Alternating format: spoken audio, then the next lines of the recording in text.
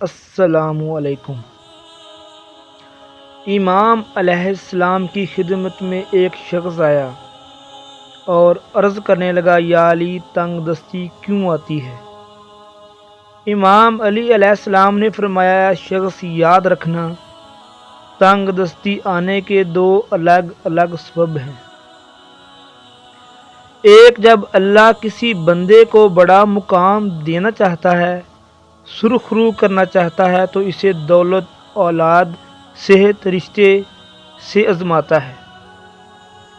بعض مرتبہ کافی چیزیں لے لیتا ہے۔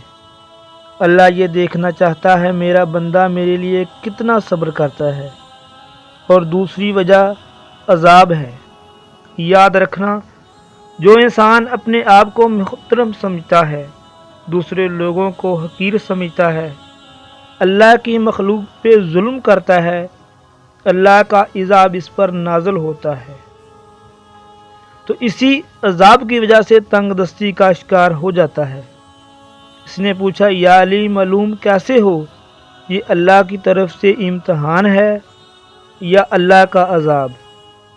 بات جب یہاں تک پہنچی، امام علیہ السلام نے فرمایا، اے شخص، اگر تنگ دستی میں اللہ سے دور جانے لگو تو سمجھ لینا یہ اللہ کا عذاب ہے، اور تنگ دستی میں اللہ کے قریب جانے لگو تو سمجھ لینا یہ اللہ کا امتحان ہے۔